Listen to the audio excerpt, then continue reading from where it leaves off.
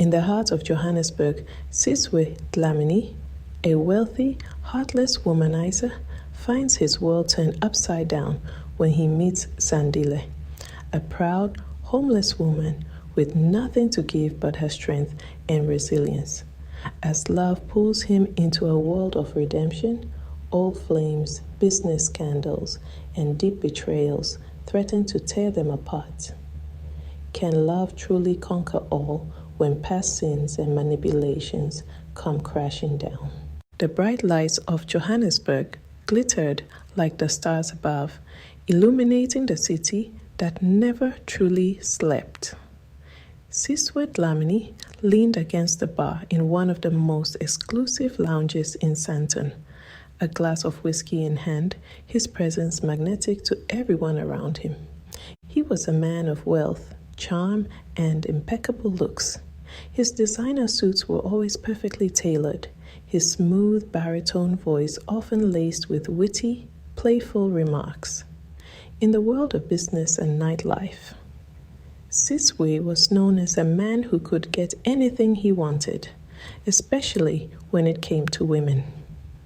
For years, he had maintained a reputation as an unrepentant womanizer. Every weekend, there was a new face on his arm, another woman lured in by his smile and empty promises. It wasn't that Sizwe was a bad man, he just didn't believe in love. His heart had been locked away since his first heartbreak during university, a relationship that had soured him to the idea of commitment. Since then, Sizwe lived by one rule: love was a myth. Money, power, and pleasure were real. Love, it was for the weak. Sizwe was reminded of that moment as his eyes drifted toward the bar's crowded dance floor where couples flirted and exchanged glances full of longing. The noise, the laughter, the superficiality, it was all so familiar. Yet, for the first time in years, something felt off. He couldn't shake the growing sense of emptiness creeping in at the edges of his perfect life. It was a typical Friday night when Sizwe left the bar with a stunning model on his arm, a tall beauty named Bonolo, who had been the envy of every woman in the room. As they walked down the brightly lit street, laughter filled the air. Sizwe, fully absorbed in his world of wealth and vanity, barely noticed the figure crouched in the shadows of a nearby alley. But a flash of movement caught his eye. His head turned sharply to see a woman, her frame small and fragile, wrapped in a dirty blanket. She sat under a flickering streetlight, her eyes downcast, looking at the ground as people passed her by without a second glance. Normally, Sizwe would have kept walking. His life had no room for other people's problems. Yet, something about her stopped him. The way she sat there, her back straight, her dignity intact despite her situation, piqued his curiosity. "Wait here," he told Bonolo, who rolled her eyes impatiently as Sizwe strode toward the woman in the alley. When he got closer, the woman looked up. Her face was gaunt, her cheeks hollow, but her eyes were alive, sharp, defiant, with a fire that seemed out of place given her situation. She wasn't like the other homeless people he'd encountered. There was a quiet strength about her, a stubbornness that made him pause. "Do you need help?" he asked, his usual charm muted. She stared at him for a moment before speaking. "I need a chance, not your pity." Sizwe blinked, taken aback. People rarely spoke to him with such directness. A chance. What kind of chance?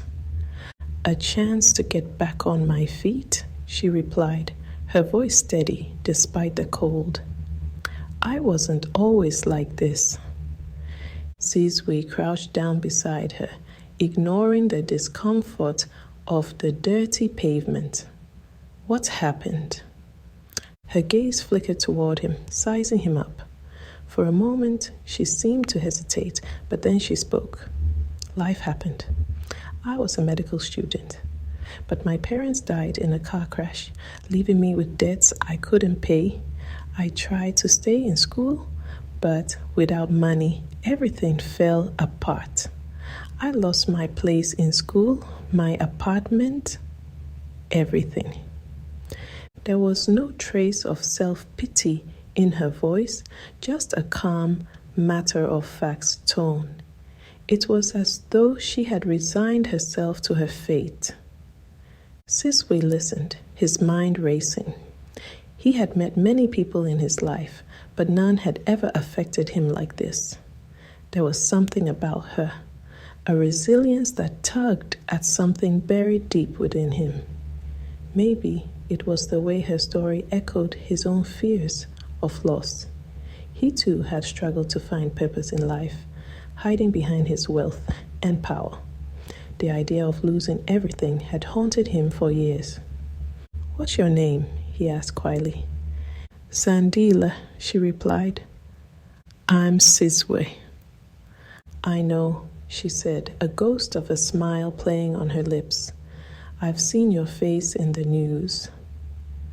Sizwe chuckled softly. "I'm not surprised." He reached into his pocket and pulled out his wallet, offering her a few $100. Zandile shook her head. "I don't need your money," she said firmly. "I need a real chance. I need my life back." Sizwe was stunned. Every other person in her situation would have taken the money and been grateful. But Zandile was different. She was proud, even in her poverty. She wasn't interested in charity. She wanted to stand on her own feet. "All right," Sizwe said, intrigued. "Let me help you get that chance." In the days that followed, Sizwe found himself returning to that street corner, drawn to Zandile in a way he couldn't explain. He offered to help her find work, pay for her to finish her medical degree, and even set her up in a small apartment. At first, Zandile was hesitant to accept his help, wary of his intentions, but Sizwe was persistent. Slowly, Zandile began to trust him. She accepted his help, but on her terms. She refused to let him control her life, and she was determined to earn her way back to where she had been before. Their relationship, at first one of cautious friendship, grew into something deeper. Sizwe was changing, though he didn't realize it at first. The womanizer, who had once scoffed at the idea of love, was falling for a woman who had nothing to give him but her strength, her resilience, and her heart. But as their bond deepened, Sizwe found himself grappling with something he hadn't expected: his own vulnerability. Zandile's pride and refusal to rely on him as a crutch forced him to reflect on his own need to feel in control. For the first time, he wasn't the one with all the power in a relationship, and that terrified him. Months passed, and Zandile had started to rebuild her life. She was back in school, working part-time to support herself. Sizwe, meanwhile, had distanced himself from his old life of casual flings and meaningless encounters. He spent most of his time with Zandile, either helping her study or simply enjoying her company. They talked about everything: life, loss, dreams. Sizwe found himself opening up to her in ways he never had with anyone else.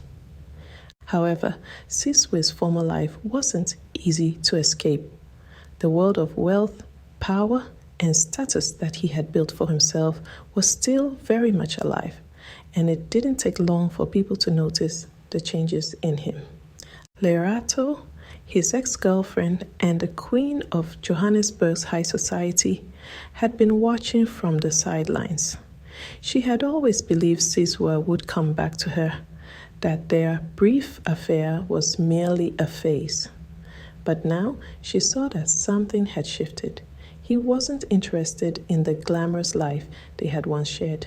Instead, he was spending his time with a woman who had nothing to offer him in terms of wealth or status. One night, Lerato decided she'd had enough.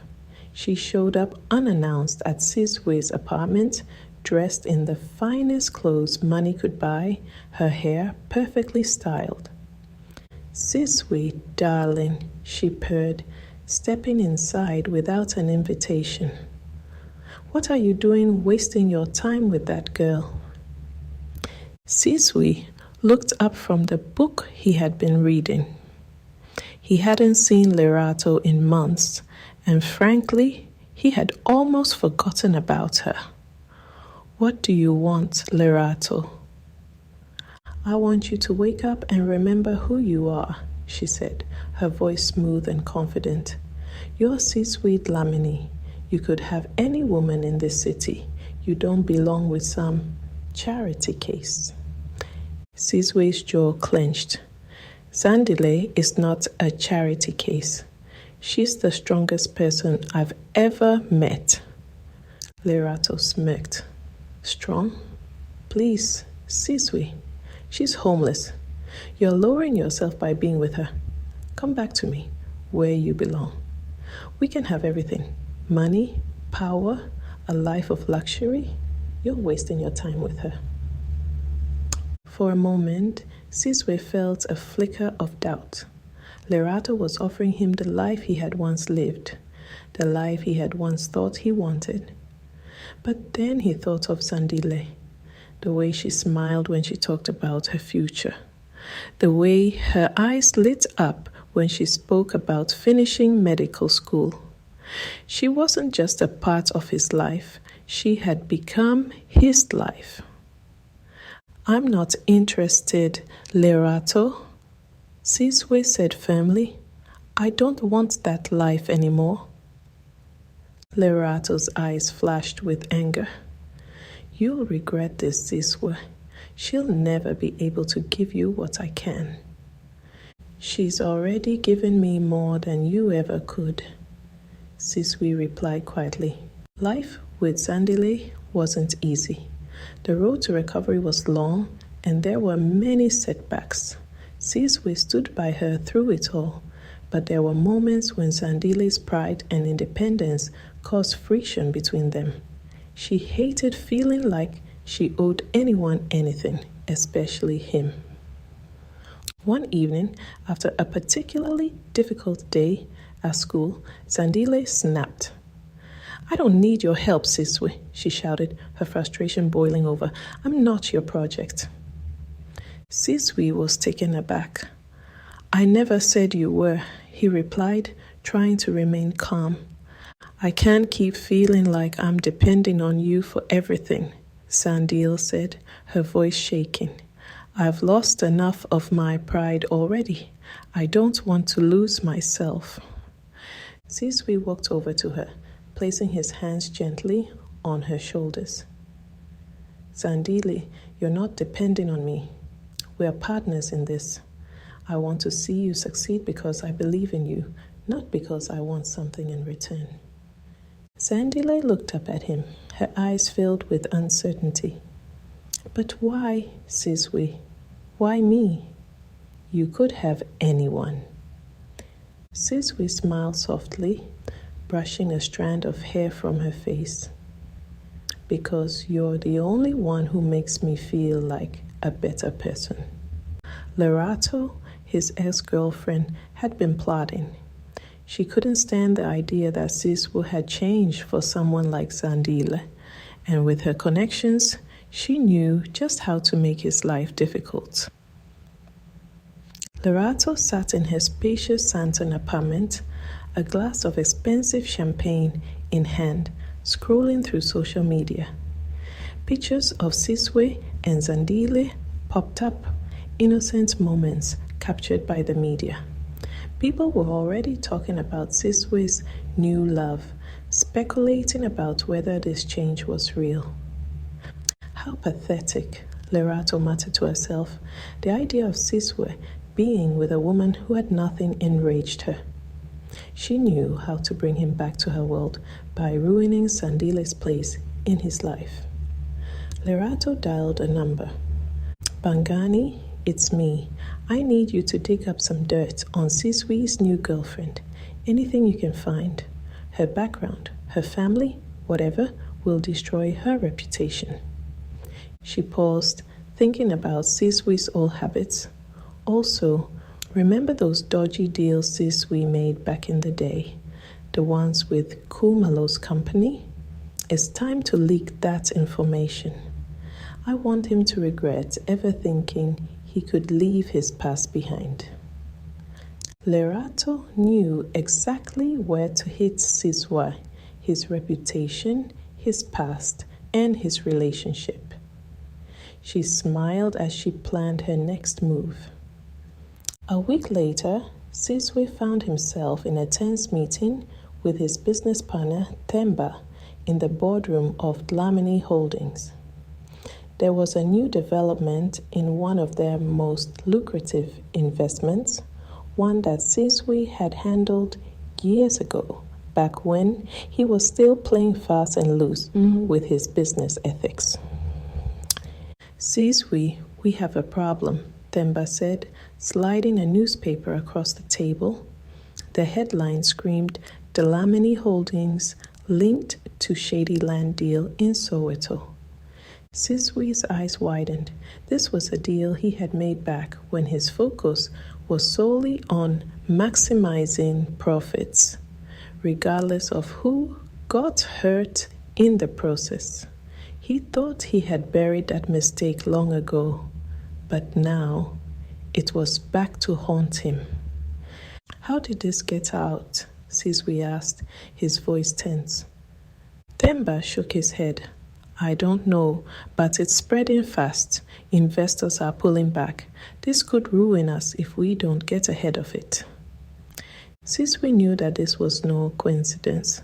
Someone was deliberately dredging up his past, and he had a sinking feeling that Lerato was behind it. But he had to fix it before Zandile found out. If she knew how ruthless he had been in his previous business deals, it would shatter everything they had built together.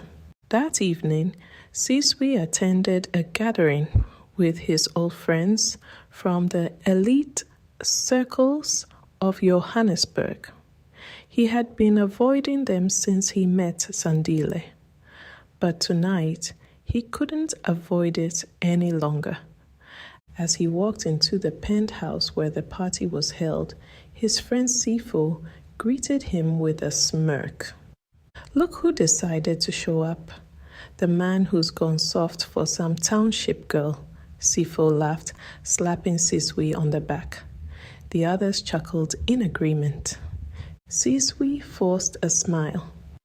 Good to see you too, Sifo. Come on, man. You can't be serious about this girl, Sifo said, pouring himself a drink.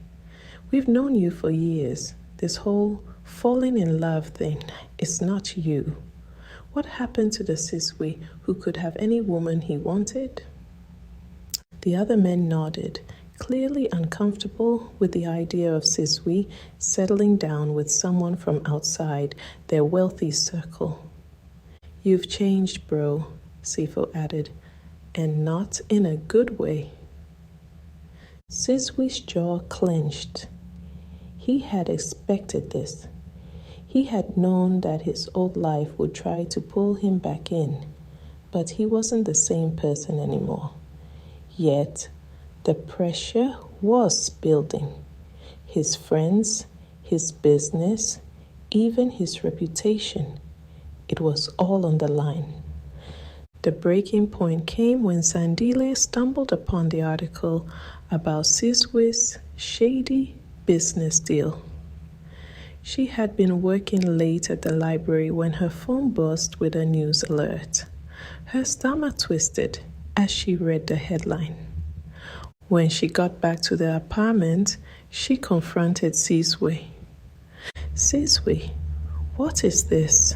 she demanded, holding up her phone. "Were you involved in a land scam?" Sizwe looked down, guilt washing over him. "It's complicated, Zandile.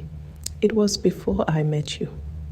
I made some bad decisions, but I've changed. I'm not that man anymore." Zandile's eyes were filled with hurt. "How can I trust that? How can I trust you when everything about your past is coming back to haunt us?" Sizwe reached for her, but she pulled away. "I thought you were different, Sizwe. I thought you had left that world behind." At this point, Sizwe finds himself at a crossroads. His relationship with Zandile is crumbling under the weight of his past. Lerato is working to destroy everything he's built, and his business is falling apart due to the exposure of his old deals. But this time, Sizwe can't run away. He has to confront his past head-on if he's going to save both his relationship and his future. He makes the tough decision to come clean, not just to Zandile, but to his business partners and the public. He starts by issuing a public apology for the unethical deals he had made, knowing that it might destroy his company, but hoping it will clear his conscience. As for his relationship with Zandile, Sizwe knows that words aren't enough. He has to show her, through his actions, that he is truly committed to change.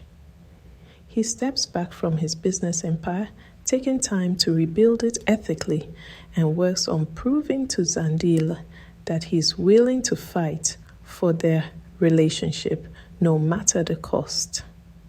In the midst of the turmoil, Zandile found herself growing closer to one of her classmates, Sizwe, a quiet but observant man who had been sitting next to her in lectures for months. He had noticed Zandile's distracted demeanor and the way she seemed weighed down by something heavy. One afternoon after class, as they both walked out of the lecture hall, Sizwe gently asked, "Are you okay? You've seemed distant." Zandile hesitated. She hadn't opened up to anyone about what was going on with Sizwe, but something about Sizwe's calm, patient presence was comforting. He wasn't pushy, just a quiet listener. "I don't know if I'm okay," she finally admitted. "There's a lot going on." Sizwe nodded, his expression understanding. "I'm here if you ever need to talk." Over the following days, Zandile found herself confiding in Sizwe more and more. She told him about Sizwe's scandal, about how her faith in their relationship had been shaken, and how she wasn't sure if she could deal with the lies and the weight of his past life. What she didn't know was that Sizwe was no accidental confidant. Lerato had orchestrated the entire thing. She had set Sizwe up, knowing that Zandile's emotional vulnerability would be the perfect opportunity to wedge a greater distance between her and Sizwe. Lerato had offered Sizwe something he couldn't refuse, money and influence, if he helped seduce Zandile and drive a final wedge between the couple. One evening, after yet another difficult day of dealing with the fallout of Sizwe's scandal, Zandile sat in her apartment, feeling utterly lost. Sizwe had stopped by to check on her, as he often did, bringing dinner and offering her a safe space to talk. Zandile sighed, her eyes filled with frustration. "I don't know what to do anymore," she said, her voice shaky. "Everything just feels like a lie. Sizwe says he's changing, but I can't even look at him without thinking about all the things he did." Cypher leaned in closer, his tone gentle but persuasive. You don't have to carry this burden, Zandile. You deserve someone who makes you feel safe, who doesn't come with all this baggage. You deserve peace. Zandile looked up at him, conflicted. There was truth in what Cypher said. She did deserve peace. She did deserve to live a simple, honest life. But something inside her still ached for Sizwe. Despite everything, she couldn't ignore the fact that he was trying, really trying to change. As the night wore on, Zandile felt emotionally drained. She allowed Cypher to comfort her, and for a moment, she thought about what her life could be like without the complications of Sizwe's world. It was tempting, so tempting, to imagine a life without the mess, without the chaos. Cypher leaned in closer, his hand brushing against hers, and for a brief moment, Zandile considered giving in to the ease of this alternative. But deep down, she knew something wasn't right. As Cypher tried to draw her closer, Zandile suddenly pulled back, her heart pounding in her chest. No, she whispered, shaking her head. Cypher frowned, confused. What's wrong? Zandile stood up, her eyes wide with realization. I can't do this. I appreciate everything you've done, Cypher. You've been a good friend, a listening ear when I needed it most. But I can't leave Sizwe. Not now. Not when he's trying to fix everything. She took a deep breath, her voice trembling with emotion. To be honest, I never knew I loved him this much until now. I thought I wanted an easy way out. But this is not the answer. He needs me, and I won't abandon him. Cypher's face darkened. He had spent weeks carefully laying the groundwork, and now Zandile was slipping through his fingers. Anger flashed in his eyes. Zandile, he's not worth this. You're making a mistake. But Zandile shook her head firmly. No, the mistake would be walking away from someone I truly care about. Sizwe's in the middle of the biggest fight of his life, and I won't leave him to fight it alone. What neither of them realized was that Sizwe had arrived just moments earlier. Lerato had orchestrated another part of her plan.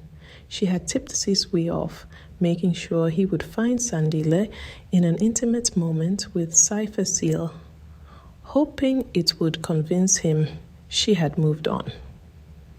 As Sizwe approached the apartment, his heart had been in his throat. The thought of losing Zandile, of her being with someone else, was more than he could bear. He had been so sure she was slipping away from him. But as he quietly reached the door, he overheard her words. His heart stopped. She wasn't betraying him. She was defending him. Inside the apartment, Cypher was growing more frustrated. You're going to regret this, Zandile. He'll hurt you again. People like Sizwe don't change. But Zandile stood her ground. Maybe they don't. But I've seen him try. And that's enough for me. I'm going to stand by him. That was all Sizwe needed to hear. He pushed the door open, his heart full of both relief and rage. Zandile, he said, his voice thick with emotion. Zandile's eyes widened when she saw him. Sizwe. Without another word, Sizwe crossed the room, ignoring Cypher entirely, and pulled Zandile into his arms. I'm sorry, he whispered, his voice raw. I've put you through so much, but hearing you, I know now that we can do this together. Sizwe, realizing that his plan had failed and sensing Sizwe's anger, stepped back. "This isn't over, Sizwe," he muttered darkly, his eyes flickering with frustration. But Sizwe ignored him. He was done with people like Sizwe and Lerato, people who thrived on manipulation and deceit.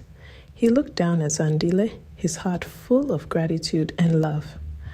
"Zandile, I don't deserve you," he said softly, "but I'm going to spend the rest of my life proving that I do." Zandile smiled through her tears. "You already are, Sizwe." They had beaten the odds. Through manipulation, deception, and doubt, their love had survived. It wasn't going to be easy, but they both knew now that they were stronger together. And that was enough. In the months that followed, Sizwe continued to rebuild his life, both personally and professionally. His business might never return to its former glory, but he had something far more important than wealth: integrity. And Zandile, having stood by him through the worst of it, became his partner in every sense of the word. Word spread that Lerato had been the one who leaked information about Sizwe's shady past deals. Khumalo, the powerful businessman involved in those deals, was furious. Her actions had brought unwanted media attention to his operations, and now he was facing scrutiny he didn't want.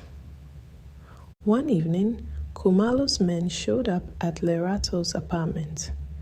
They made it clear that she had crossed the line. "You messed with the wrong people," one of them warned. "Stay away from Sizwe and don't cause any more trouble. If you do, you'll regret it." Terrified and out of options, Lerato agreed. She realized that she had lost everything: Sizwe, her influence, and now her safety. From that moment on, Lerato faded from the social scene. She was no longer the powerful woman she used to be. People whispered about her downfall, and she became an outcast among the very circles she once controlled. In the end, Lerato was forced into silence and isolation, having paid a price for her manipulations. She lost a game she thought she could win. As for Sizwe, his manipulation exposed, he faded into the background, a bitter reminder of how easily people could be swayed by temptation and greed. But for Sizwe and Zandile, the future was bright. They had faced the darkest parts of themselves and of each other, and they had come out stronger. Their love wasn't perfect, but it was real. And that, in the end, was all they needed. The end. Thanks for listening. Please subscribe, like, comment, and share this video.